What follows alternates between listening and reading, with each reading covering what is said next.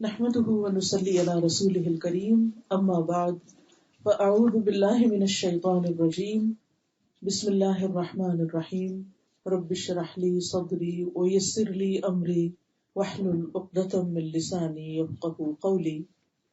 آج ہم کچھ باتیں اولاد کی تربیت کے بارے میں کریں گے۔ اولاد اللہ سبحانہ تعالیٰ کا ایک بہترین عطیہ ہے، اللہ کا ایک انعام ہے، ایک نعمت ہے۔ اللہ سبحانہ تعالیٰ جسے چاہتا ہے بیٹے دیتا ہے، جسے چاہتا ہے بیٹیاں دیتا ہے، جسے چاہتا ہے دونوں ملا کے دیتا ہے، جسے چاہتا ہے بانجھ کر دیتا ہے۔ تو اولاد کی دین کے معاملے میں سارے کا سارا اختیار اللہ کے پاس ہے، کیونکہ آسمان و زمین کی بادشاہت بھی اسی کی ہے۔ سارا اختیار، ساری ملکیت، ساری قدرت، ساری طاقت سب اسی کے پاس ہے، وہ جو چاہے فیصلہ کرے۔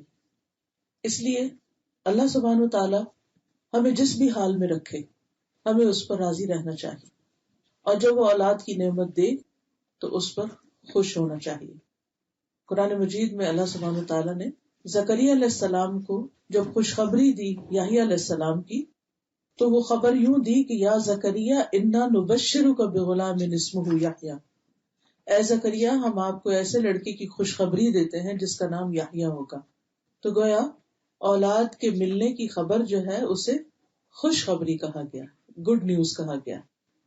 اسی طرح ابراہیم علیہ السلام کو جب بیٹے کی خوشخبری دی گئی تو اس وقت بھی یہی الفاظ استعمال کیے گئے، وَبَشَّرْنَاهَا بِإِسْحَاقَ وَمِن وَرَاءِ إِسْحَاقَ یعقوب، کہ ہم نے اسے اسحاق کی اور اسحاق کے بعد یعقوب کی خوشخبری دی۔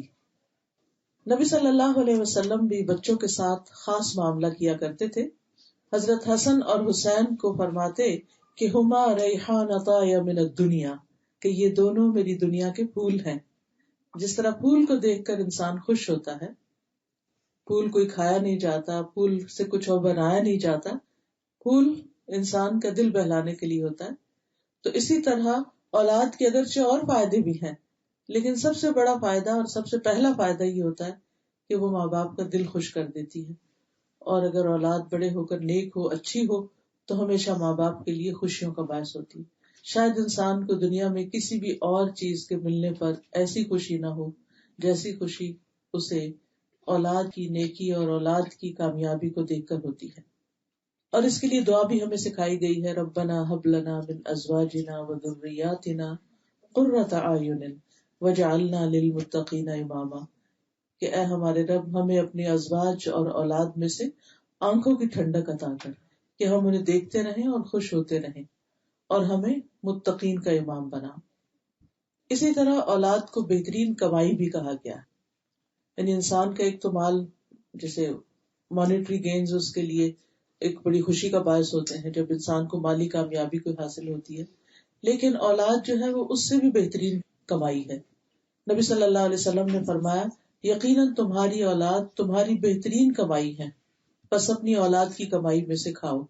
یعنی اولاد سے فائدہ اٹھانا ماں باپ کے لیے جائز ہے، خواہ ان کے مال سے یا ان کے کسی اور کام سے، جسمانی خدمت سے۔ تو اولاد جہاں دنیا میں فائدے کا سبب ہے، انسان کے لیے ایک مال و متاع کی حیثیت رکھتی ہے، وہاں انسان کے لیے آخرت میں بھی درجات کی بلندی کا سبب ہے۔ یعنی ہمارے بچے ہمیں صرف دنیا میں ہی نہیں فائدہ پہنچاتے، صرف خوشی نہیں پہنچاتے، صرف ان سے خدمت اور مالی مدد ہی نہیں ہوتی، بلکہ اس کے ساتھ ساتھ آخرت کے درجوں کی بلندی بھی اولاد کے ذریعے ہوتی ہے۔ رسول اللہ صلی اللہ علیہ وسلم نے فرمایا جب انسان مر جاتا ہے تو اس کے اعمال منقطع ہو جاتے ہیں سوائے 3 چیزوں کے، صدقہ جاریہ، یا وہ علم جس سے فائدہ اٹھایا جائے، یا نیک اولاد جو اس کے لیے دعا کرے۔ ویسے تو ایک مومن کی دعا دوسرے مومن کے حق میں قبول ہوتی ہے، چاہے وہ زندہ ہو یا وہ فوت ہو جائے، لیکن خاص طور پر اس کے مرنے کے بعد اولاد کی دعا جو ہے وہ بہت زیادہ فائدہ دیتی ہے۔ حدیث میں آتا ہے کہ جنت میں ایک شخص کا درجہ بڑھا دیا جاتا ہے، یعنی برزخی میں، تو وہ پوچھتا ہے کہ یا رب یہ کس وجہ سے، یعنی میں تو اب کوئی اور کام نہیں کر رہا، تو اسے بتایا جاتا ہے کہ یہ تمہاری اولاد کی دعا کی وجہ سے۔ اس لیے ہم سب پر بھی لازم ہے کہ ہم جہاں کہیں بھی ہوں اپنی زندگی کا ایک معمول بنا لیں، کہ اپنے اوقات میں سے کوئی ایک وقت مقرر کر لیں۔ اگر آپ اللہ کے فضل سے تہجد کے لیے اٹھتے ہیں تو تہجد کے وقت میں، اگر اس وقت نہیں تو صبح قرآن کی تلاوت کے بعد، ورنہ نمازوں کے بعد، اور اگر ساری نمازوں کے بعد نہیں تو کسی ایک نماز کے بعد، یا دن کے کسی ایک حصے میں، اور کچھ نہیں تو رات کو سوتے وقت والدین کے لیے دعا کرنا نہ بھولیں. اس کا ایک فائدہ تو یہ ہوگا کہ اگر وہ زندہ ہے تو اللہ تعالیٰ ان پہ اپنی رحمت فرمائے گا، کیونکہ جب اولاد جوان ہوتی ہے، سمجھدار ہوتی ہے، تو والدین بوڑھا ہونا شروع ہو جاتے ہیں، کمزوری ہونے لگتی ہے ان کے اندر، تو ان کو اس اعتبار سے بھی فائدہ ہوتا ہے. دوسرا یہ ہے کہ اگر وہ فوت ہو چکے ہیں تو ان کے درجات میں مسلسل اضافہ ہوتا رہے گا. اور یہ نیکی جو انسان فوت ہونے کے بعد اپنے والدین سے کرتا ہے، اگر جو صدقہ خیرات بھی ان کے بہاف پہ کرتا ہے، لیکن جو دعا ہے وہ تو ایک مفت کا تحفہ ہے کہ جس پر آپ کو کچھ بھی خرچ نہیں کرنا پڑتا. تو اس کا فائدہ یہ ہے کہ جب آپ اپنے والدین کے لیے دعا کرتے ہیں تو واپس وہ آپ کے لیے پلٹتی ہے کہ وہ آپ کی اولاد کے اندر نیکی اور جو ایک والدین کے ساتھ احسان اور حسن سلوک کا جذبہ ہے وہ ان کے اندر پیدا ہوتا ہے. کیونکہ عام طور پر دیکھا گیا ہے کہ جو اعمال ہوتے ہیں ان کی جزا اسی کے قسم میں سے ہوتی ہے، یعنی من جنس العمل جسے کہتے ہیں. جیسا عمل ہوتا ہے اسی سے ملتا جلتا ریوارڈ ہوتا ہے. یعنی اگر کوئی شخص یہ چاہتا ہے کہ اس کی اولاد نیک ہو جائے یا اس کی اولاد فرما بردار ہو جائے تو اسے چاہیے کہ اپنے والدین کے ساتھ حسن سلوک کرے. یعنی اگر آپ اپنے ماں باپ کے لیے خوشیوں کا باعث ہیں تو آپ کی اولاد بھی آپ کے لیے خوشیوں کا باعث ہوگی. اور اگر آپ اپنے ماں باپ کو تکلیف دیتے ہیں تو وہ پلٹ کر آپ پر آئے گی. کیونکہ والدین کے ساتھ زیادتی اور ان کو ستانا اور قطع رحمی یہ ایسے گناہوں میں سے ہے جن کا بدلہ انسان کو مرنے سے پہلے مل جاتا ہے. یعنی انسان اس وقت تک مرتا نہیں جب تک وہ ان کی سزا نہیں بھگتتا. کیونکہ اللہ سبحانہ وتعالیٰ کے نزدیک سخت قسم کی نافرمانی اور گناہ کا کام ہے کہ جن کا سب سے زیادہ احسان ہے آپ پر، آپ انہی کو تکلیف دیں اور انہی کو اذیت دیں. ویسے تو انسان کو کسی کو بھی تکلیف نہیں دینی چاہیے، لیکن ماں باپ کو دی جانے والی تکلیف ساری تکلیفوں سے بڑھ کر ہے.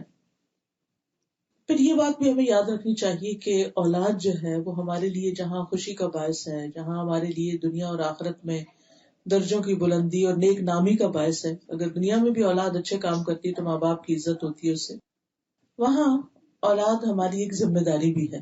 ویسے تو دیکھا جائے کہ جتنی بھی نعمتیں ہیں، انسان کو جو کوئی بھی نعمت ملتی ہے اس کے ساتھ ایک ایڈڈ رسپانسبلٹی بھی آ جاتی ہے. اگر آپ کو اللہ مال دیتا ہے تو اس کے ساتھ ایک ذمہ داری آتی ہے آپ پر، اگر اولاد دیتا ہے تو اس کے ساتھ ایک ذمہ داری آتی ہے. تو ہر وہ فائدے کی چیز جو دنیا میں آپ کو ملتی ہے اس کے ساتھ آپ کے اوپر ایک رسپانسبلٹی بھی آ جاتی ہے. تو اولاد بھی ہماری ایک رسپانسبلٹی ہے.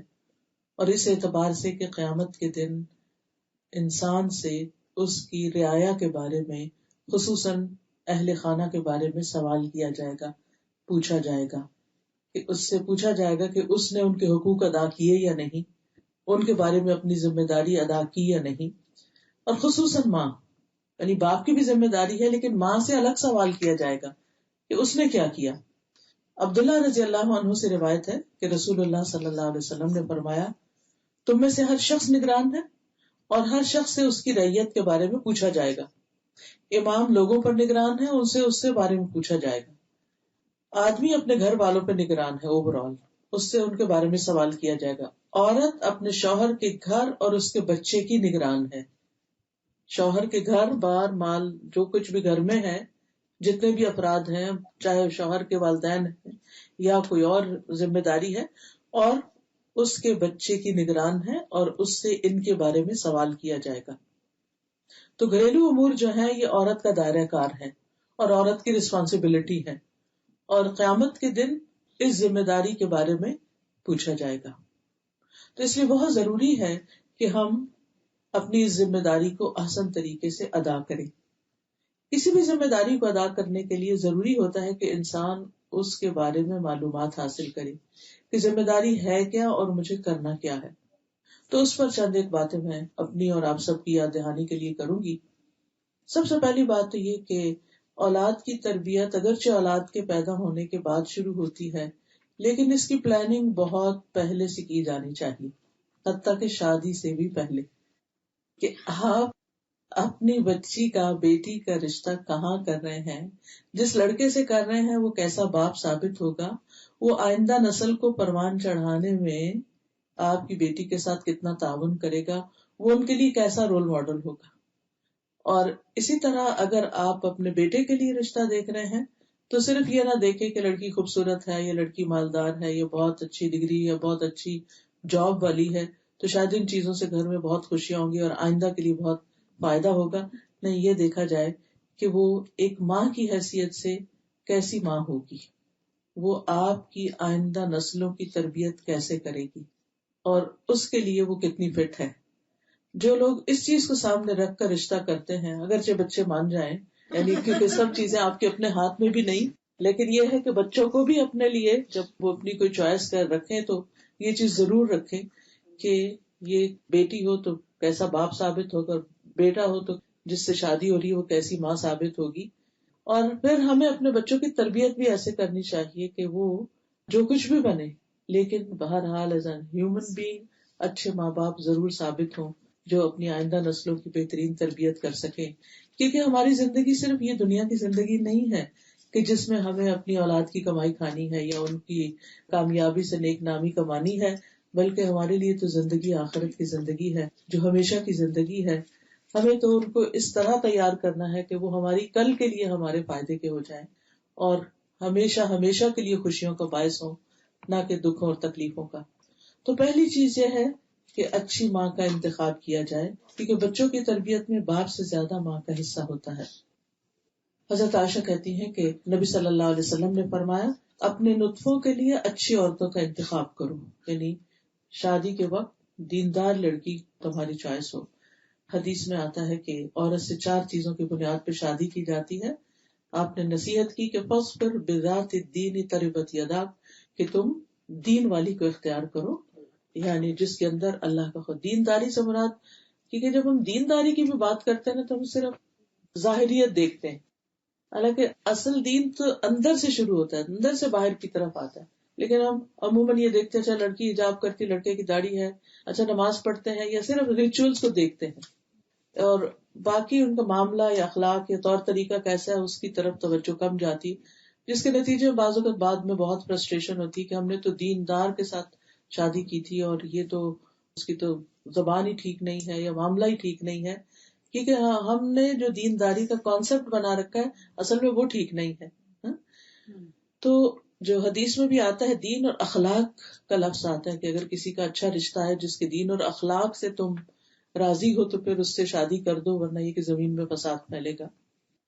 رسول اللہ صلی اللہ علیہ وسلم نے فرمایا کہ دنیا ایک متاع ہے اور دنیا کی بہترین متاع نیک عورت ہے، یعنی دنیا میں سب سے بڑی فائدے کی چیز ایک نیک خاتون ہے. اسی طرح اچھے باپ کا انتخاب.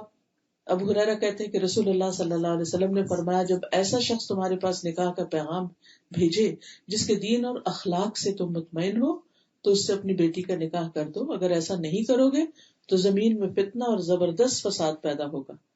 بعض اوقات ہم صرف اس بنا پہ رشتہ ریجیکٹ کر دیتے ہیں کہ وہ ہماری ذات کا نہیں ہے یا ہمارے قوم کا نہیں ہے یا ہمارے پیچھے جہاں سے ہم بلانگ کرتے ہیں اس علاقے کا نہیں ہے، وہ تو عرب ہے یا وہ تو صومالی ہے یا فلاں ہے فلاں ہے. تو ان چیزوں کو بہت زیادہ ایشو نہیں بنانا چاہیے. دیکھنا یہ چاہیے کہ اگر واقعی لڑکا یا لڑکی قابل ہے اور اس کا دین اخلاق اچھا ہے تو اللہ کے بھروسے پر پھر آگے بڑھ جانا چاہیے. بہت ساری چیزوں کو اگر انسان سامنے لے آتا ہے تو بعض اوقات اچھے رشتے کھو دیتا ہے. پھر اسی طرح یہ ہے کہ جب شادی ہو جائے اور ایک گھر بن جائے تو پھر اس کے بعد اولاد کی فکر کرنی چاہیے، کیونکہ ہمارے یہاں بعض اوقات یہ ٹرینڈ بھی ہو جاتا ہے کہ اچھا ابھی یہ ڈگری کر لیں، ابھی یہ کام کر لیں، ابھی یہ کر لیں. تو بعض اوقات کئی سال تک بچوں کو اوائڈ کیا جاتا ہے. اس کا نتیجہ یہ ہوتا ہے کہ ہسبینڈ وائف کے بیچ میں ہی بہت سی غلط فہمیاں پیدا ہونی شروع ہو جاتی، کیونکہ بچے جو ہیں وہ ایک زبردست بانڈنگ بھی بنتے ہیں ہسبینڈ وائف کے درمیان اور بہت سے معاملات میں ان کو کام ڈاؤن بھی کر دیتے ہیں، کیونکہ ایک دوسرے سے الگ ہونے سے پہلے یہ دیکھا جاتا ہے کہ ان بچوں کا مستقبل کیا ہوگا اگر ہم صرف اپنے بارے میں سوچتے رہے. تو شادی کے بعد دونوں کو اپنی اگلی نسل کی بھی فکر ہونی چاہیے، اور اس کی ابتدا بھی اس سے کہ جب دونوں ایک دوسرے کے ساتھ اکٹھے ہوں تو پھر وہ دعائیں سکھائی گئیں کہ جن کو پڑھنا ضروری ہے. نبی صلی اللہ علیہ وسلم نے اس خاص موقع کے لیے دعا سکھائی، بسم اللہ اللہم جنبنا الشیطان وجنب الشیطان ما رزقتنا. اللہ کے نام کے ساتھ اے اللہ ہمیں شیطان سے بچا، یعنی ہسبینڈ وائف کو، اور شیطان کو اس چیز سے دور رکھ جو تو اس ملاپ کے نتیجے میں ہمیں عطا کرے. تو حدیث میں آتا ہے کہ ان دونوں کو جو اولاد ملے گی اس تعلق کے بعد اسے شیطان نقصان نہیں پہنچا سکتا، یعنی اللہ تعالیٰ شیطان کو اس سے دور رکھے گا. اسی طرح حضرت مریم کی ولادت کے موقع پر ان کی والدہ نے دعا کی تھی، انی اعیدھا بک وذریتھا من الشیطان الرجیم، کہ میں اس کو اور اس کی اولاد کو شیطان مردود سے تیری پناہ میں دیتی ہوں. اسی لیے جب پیدائش کا وقت قریب ہو تو اس وقت اللہ تعالیٰ کا ذکر کرنا، یعنی کہ خاتون خود کرے یا یہ کے پاس جو ہیں جو عیادت پر ہیں ساتھ ہیں وہ اس کے پاس کچھ پڑھیں، قرآن پاک کی تلاوت سننا، پڑھنا، ذکر اذکار کرنا آنے والے بچے کی شخصیت پر اچھا اثر ڈالتا ہے.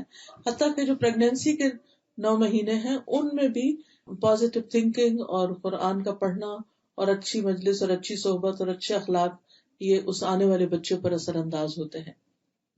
دوسری بات یہ ہے کہ تربیت جو ہوتی ہے وہ رول ماڈلنگ سے ہوتی ہے، صرف نصیحتوں سے نہیں ہوتی. ہم سمجھتے ہیں کہ بچوں کو اگر ہم ہر وقت لیکچر دیتے رہیں گے تو اس سے وہ بہت نیک بچے بن جائیں گے، چاہے ہمارا اپنا عمل اس کے خلاف ہو. تو یہ ہماری بھول ہے. بچے ہماری باتوں سے زیادہ ہمارے ایکشنز کو دیکھ رہے ہوتے ہیں، اور وہ بہت کچھ اظہار نہیں کر پاتے لیکن بہت سمجھ رہے ہوتے ہیں کہ ماں باپ کر کیا رہے.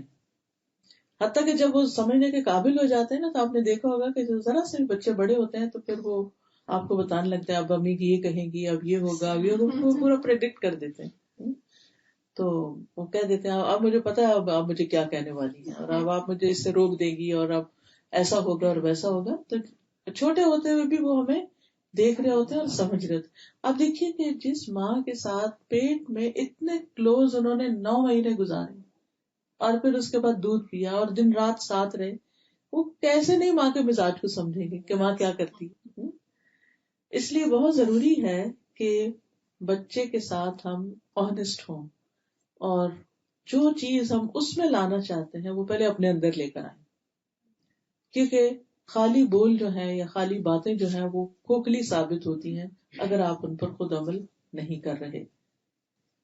حضرت عائشہ کہتی ہیں جب سے میں نے ہوش سنبھالا میں نے یہی دیکھا کہ میرے والدین دین اسلام پر ہیں، ہما یدینان الدین، کہ وہ دیندار پیرنٹس ہیں.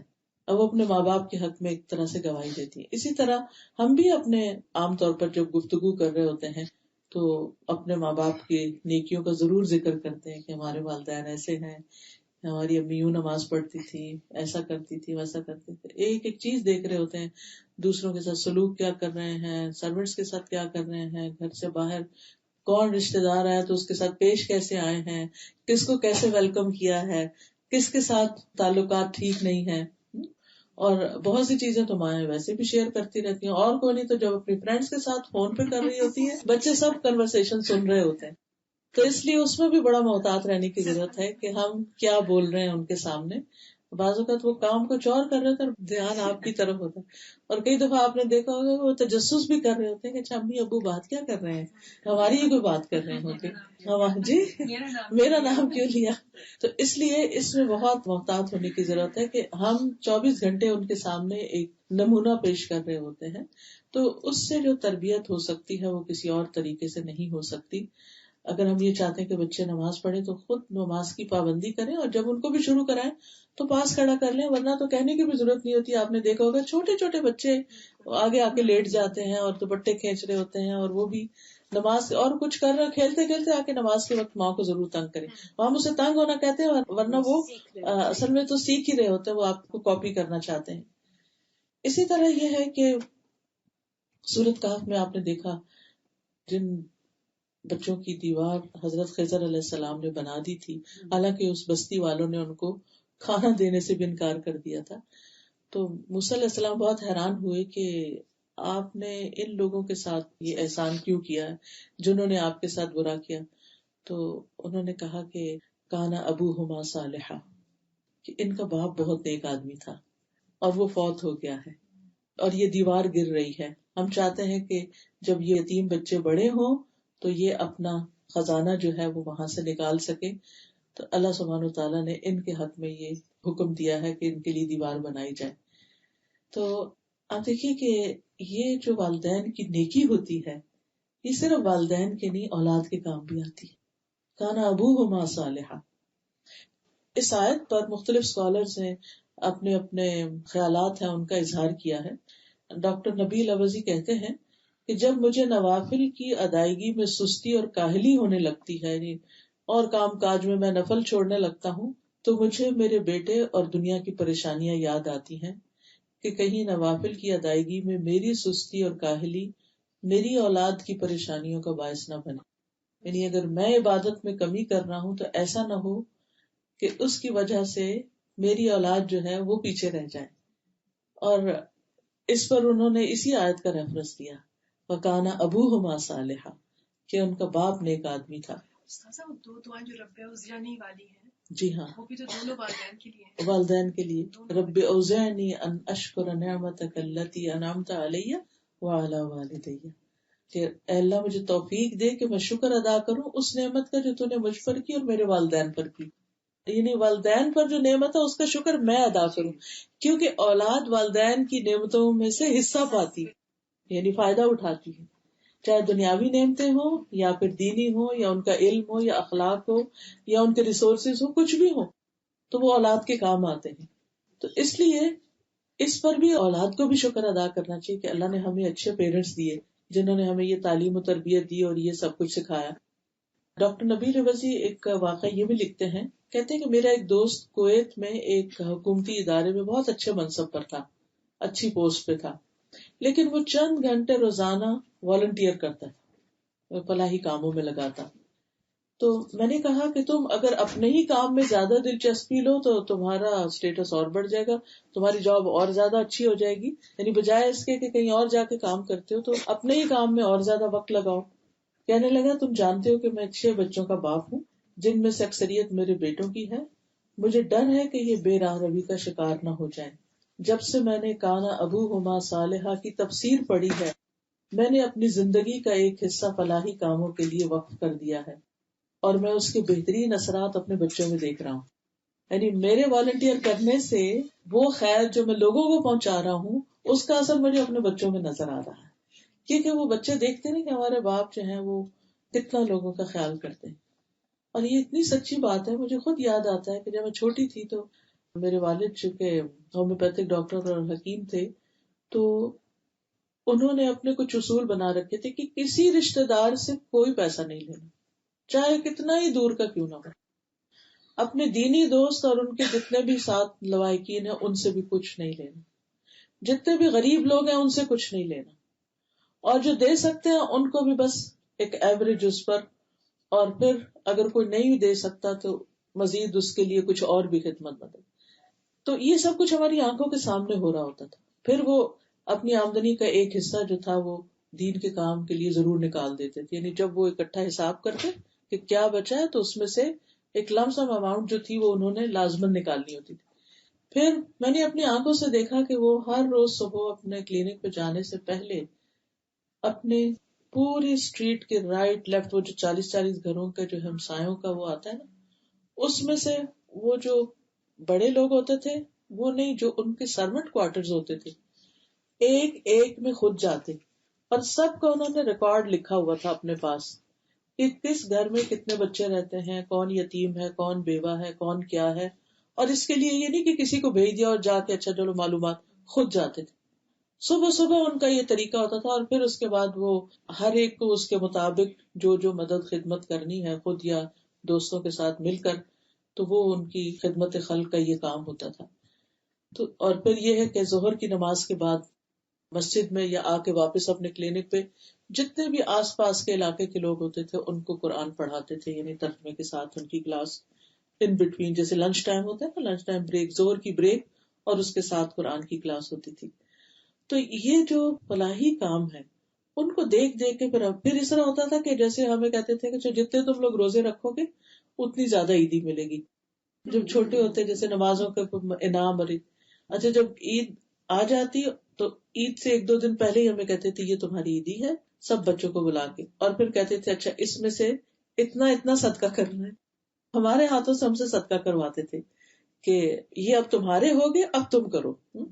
تو سب بچوں کو تو آپ کو پتا ہے کہ اتنا پیسوں کا ہوتا ہے، ایک پیسہ بھی نہیں دینا چاہتے، لیکن وہ کہتے تھے دیکھو اگر تم دو گے تو پھر تمہیں اور زیادہ ملے گا.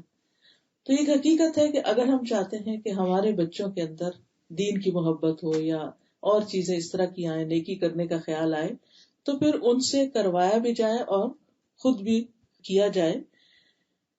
تو عبداللہ بن مسعود کہتے ہیں جب رات میں وہ نوافل ادا کر رہے ہوتے تو سامنے اپنے چھوٹے بچے کو سویا ہوا دیکھ کر کہا کرتے تھے من اجلک یا بنیا، تیرے روشن مستقبل کی خاطر میں یہ نفل جو پڑھ رہا ہوں، اس میں جو دعائیں مجھے کرنی ہے وہ تیری وجہ سے کرنی، یعنی مجھے تو زندگی میں جو ملنا تھا مل گیا، لیکن اب مجھے فکر ہے تمہاری. اور روتے اور اس آیت کی تلاوت کرتے وَكَانَ أَبُوهُمَا صَالِحًا، کہ ان کا باپ نیک آدمی تھا. تو اگر باپ نیک آدمی ہو تو اللہ سبحانہ وتعالیٰ اولاد کی حفاظت کرتا ہے اور اولاد کو سیدھے رستے پر رکھتا ہے. اسی طرح سعید ابن المسیب کہتے ہیں اے میرے بیٹے، میں تمہاری وجہ سے نماز کو لمبا کرتا ہوں اس امید پر کہ تمہارے بارے میں میری حفاظت کی جائے، یعنی تمہارے بارے میں مجھ سے سوال جو کیا جائے گا اس میں میری پکڑ نہ ہو. اور پھر اس آیت کی تلاوت کرتے وَكَانَ أَبُوهُمَا صَالِحًا. اسی طرح اگر ہم چاہتے ہیں کہ ہماری اولاد نیک ہو تو اس کے لیے پھر صدقہ کرنا. اولاد کی کسی بھی قسم کی پریشانی ہو، چاہے چھوٹے ہیں، بیماری ہے، کوئی جوان ہو گئے ہیں، بگڑ رہے ہیں، یا شادی نہیں ہو رہی یا کچھ بھی، تو اس کا بہترین حل کیا ہے کہ اللہ سے دعا کی جائے اور صدقہ کیا جائے. اس کے بارے میں آتا ہے کہ ایک آدمی ایسا تھا کہ جب کبھی اس کا کوئی بچہ اخلاقی طور پر بگڑتا، یعنی اولاد میں کوئی بگاڑ آتا، تو وہ صدقہ کرتا اور کھانا کھلاتا کہ اللہ میرے بچے کو ہدایت دے دے. اور یہ کہتا خذ من اموالہم صدقۃ تطہرہم وتزکیہم بہا. قرآن کی اس آیت سے اس نے یہ حکم نکالا کہ ان کے مالوں سے صدقہ لیجیے اور اس کے ساتھ انہیں پاک کیجیے اور انہیں صاف کیجیے. اور پھر کہتے کہ اے اللہ یہ صدقہ میرے بیٹے کے اخلاقی تزکیے کے لیے، یعنی اس صدقے کی وجہ سے تو میرے بیٹے کے اخلاق کو پاک کر دے، بس بے شک یہ اخلاقی بے راہ روی میرے لیے اس کی بیماری سے زیادہ شدید ہے. یعنی اولاد جب بگڑتی ہے اور اس کے اندر برے اخلاق پیدا ہوتے ہیں، مثلاً ایڈکشن ہو گئی ہے، ڈرگز میں آ گئے ہیں بچے، یا پھر دین کو چھوڑتے چلے جا رہے ہیں، یا نماز نہیں پڑھتے، یا کوئی بھی چیز ہمیں پریشان کرتی ہے اولاد کے معاملے، یا دنیا کی پڑھائی چھوڑ بیٹھے. کئی دفعہ ایسا ہوتا ہے کہ پڑھتے پڑھتے پڑھتے یونیورسٹی کے آخری سال میں ضد لگا کے بیٹھ جاتے ہیں، قرآن حفظ کر رہے کرتے کرتے آخری 2-3 سپارے رہ گئے، وہاں بگڑ کے بیٹھ جائیں گے کہ اب اور نہیں کرنا. یعنی عجیب و غریب قسم کی پریشانیاں سامنے آتی ہیں کہ سیدھے چلتے چلتے، کیونکہ شیطان 24 گھنٹے ان کے پیچھے ہوتا ہے. شیطان جو ہمارا دشمن ہے وہ چاہتا ہے ہمیں غمگین کرے، تو وہ غمگین کہاں سے کرتا ہے؟ ہماری ویکنس کے ذریعے، کہ جس سے ہمیں زیادہ محبت ہوتی ہے تو اس کے اوپر جا کے اٹیک کرتا ہے کہ ہم پھر پریشان ہوں. تو بہرحال وہ صدقہ کر کے کہتے کہ یا رب اس کے ذریعے میرے بیٹے کو پاک کر دے. کیونکہ بعض اوقات بچے خود تو نہ اپنے لیے دعا کرتے ہیں، نہ صدقہ کرتے ہیں، نہ مسجد جاتے ہیں، نہ کچھ اور کرنے کو تیار ہوتے، نہ کسی دین کی مجلس میں آنے کو تیار ہوتے ہیں. تو پھر والدین ہی ہیں، اب جب بچے بیمار ہو جائیں تو والدین ہی ان کا علاج کراتے ہیں.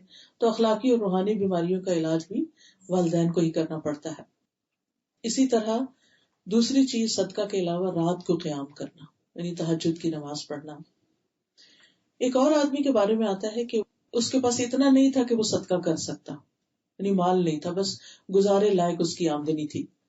تو جب اس کا بیٹا اس پر غالب آنے لگتا، یعنی اس کو سرکشی دکھاتا، بات نہ مانتا، تو وہ رات کو قیام کرتے ہوئے سورۃ البقرہ پڑھتا اور دعا کرتا کہ اے اللہ یہ میرا صدقہ ہے، تو اسے قبول کر لے اور میرے بیٹے کی اصلاح کر دے.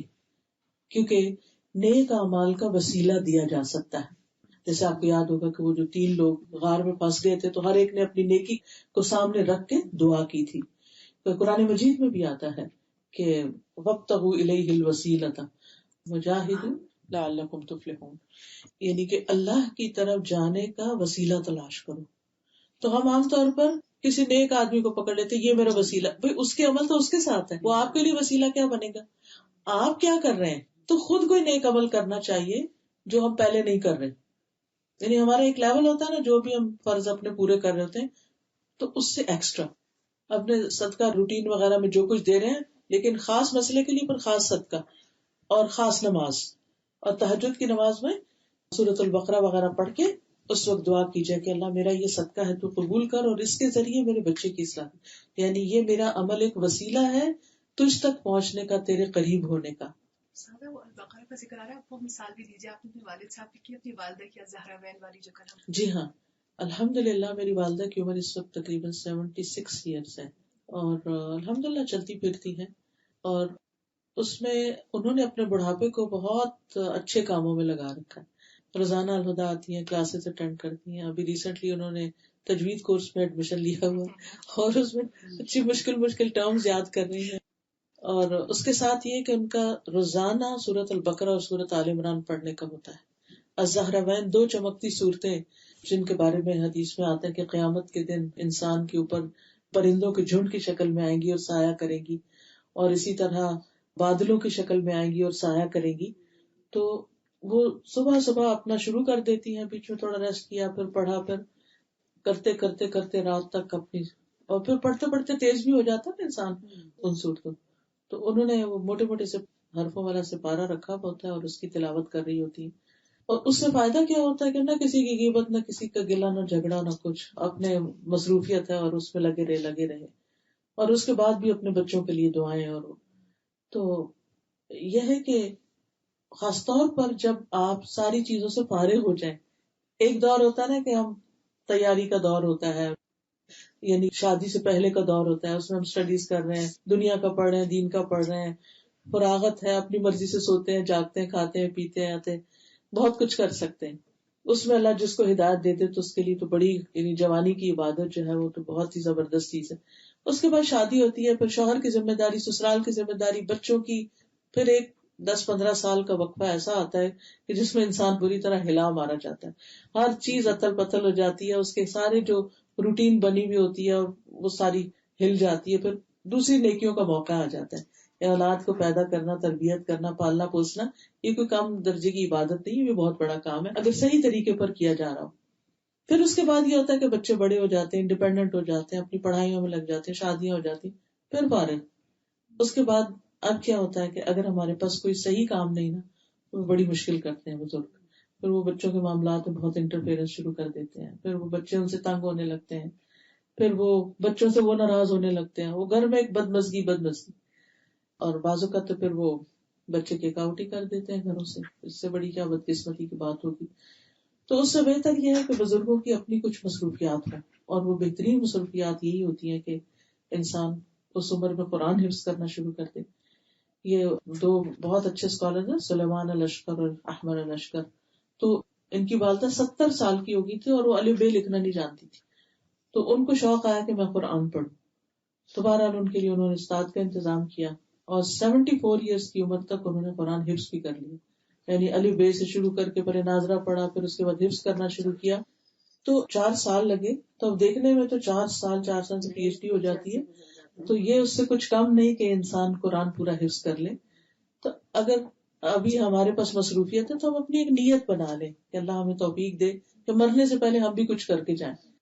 تو ایسے میں اگر قریب کوئی ایسی کلاسز ہوں یا کوئی استاد کا انتظام، اور آپ تو الحمدللہ اسکائپ کے اوپر اچھے استاد مل جاتے ہیں، آپ گھر میں بیٹھے ہوئے سنا سکتے ہیں، اپنے آپ کو انگیج کر سکتے ہیں. کوئی مشکل نہیں رہا. اگر آپ ڈرائیو نہیں کر سکتے، کہیں جا نہیں سکتے، کوئی آ نہیں سکتا، لیکن پلان کرنے کی بس ضرورت ہے. تو بہرحال اولاد کی اصلاح کی نیت سے عبادت کرنا، یعنی عام طور پر ہم پیرنٹنگ کی ٹپس تو لوگ بہت کچھ بتاتے ہیں، لیکن یہ خاص روحانی ٹپس ہیں جو عموماً ذکر نہیں کی جاتی، اور ان کی بڑی تاثیر ہے ان ٹپس کی اگر آپ اس کو عملی طور پر آزما کر دیکھیں. کیونکہ سارا کچھ کرنے کے بعد کاؤنسلنگ بھی کروا لیتے ہیں، سب کچھ کرا، بچے وہیں کے وہیں کھڑے ہوتے ہیں. پھر وہ آگے اصل چیز تھا نا کہ سارے اختیار تو اللہ کے پاس ہے، اللہ کی طرف رجوع کرنے کی ضرورت ہوتی ہے. اللہ تعالیٰ اولاد کے معاملے میں بھی بعض اوقات اسی لیے آزماتا ہے تاکہ ہم اس کی طرف پلٹیں اور اس سے دعائیں کریں. تو بہرحال کہنے کا مطلب یہ ہے کہ بچوں کی اصلاح کی نیت کے ساتھ اللہ کی عبادت کرنا. پھر اگر وہ ہم پر غالب آ بھی جاتے ہیں اور نہیں بھی بات مانتے، تو بات یہ ہے کہ ہماری عبادتیں ضائع نہیں جائیں گی. بعض اوقات زندگی میں نہیں، مرنے کے بعد یہ بچوں کو ہوش آ جاتی ہے. میری ایک اسٹوڈنٹ تھی، یہ اسلامی یونیورسٹی میں جب میں پڑھاتی تھی تو وہاں پر وہ آئی. تو ان کی ایج زیادہ تھی. ہوا یہ کہ ان کے ہسبینڈ جو تھے وہ گورنمنٹ سروس میں تھے, اچانک ان کا انتقال ہو گیا. اب وہ تو خالی ہو گئی, بہت اپسیٹ تھی. تو بہرحال جب وہ آئی یونیورسٹی میں تو یونیورسٹی والوں نے کہا کہ آپ کی تو عمر زیادہ ہے تو ایڈمیشن نہیں ہو سکتا. خیر کسی طرح کرا کے تو ان کو ایڈمیشن دے دیا گیا. انہوں نے یونیورسٹی میں پڑھا کیا, پھر اس کے بعد انہوں نے درس و تدریس کا سلسلہ شروع کیا, قرآن پڑھانا شروع کیا. تو ان کا بیٹا جو تھا وہ اس کے بہت خلاف تھا کہ میری امی کو کیا ہو گیا اور یہ کس طرف چل پڑی ہے. اور تو وہ کہتا تھا بس گھر سے باہر آپ جو کر کے آ جائیں, گھر کے اندر آپ کسی کو نہ کچھ کہیں اور نہ گھر میں کچھ ہوگا. اور صبر کے ساتھ سب کچھ کرتی تھی, لیکن دل میں ان کے بڑی حسرت تھی. ہوا یہ کہ جب ان کو قرآن پڑھاتے پڑھاتے پڑھاتے آخری دن تھا, بہت سارے لوگ اکٹھے تھے. اس دن ان کی ختم کی تقریب تھی, تکمیل کی, اور شاید وہ قل هو اللہ پہ پہنچی ہے یا قل یا ایھا الکافرون پہ. تو پڑھاتے پڑھاتے ان کو ہارٹ اٹیک ہوا اور وہاں سے ہاسپٹل گئی اور فوت ہو گئی. تو یعنی اس سے خوش قسمتی کی ڈیتھ کیا ہوگی کہ انسان اتنے نیک کام کے اندر اس کی دنیا سے. اس واقعے کا ان کے بیٹے کے اوپر اتنا اثر ہوا اور اس سے اس کو یقین بھی آ گیا نا کہ میری ماں صحیح کام کر رہی تھی, اللہ نے اسی میں اس کی جان بھی لی. تو کہا کہ آج کے بعد یہ کلاس جو ہے وہ میرے گھر میں ہوگی. تو بعض اوقات بچے جو ہیں ہماری زندگی میں نہیں ہماری بات مانتے سنتے, تو بھی ہمیں پریشان نہیں ہونا چاہیے, مایوس نہیں ہونا چاہیے, ہمیں دعائیں کرتے رہنا چاہیے. شاید اللہ تعالیٰ بعد میں ان کو ہدایت دے دے. اگر ان کو نہیں تو ہو سکتا اللہ ان کی نسلوں میں, کیونکہ دعائیں رائے گاہ تو نہیں جاتی نا, اللہ تعالیٰ ضائع نہیں کرتا ہماری دعاؤں کو.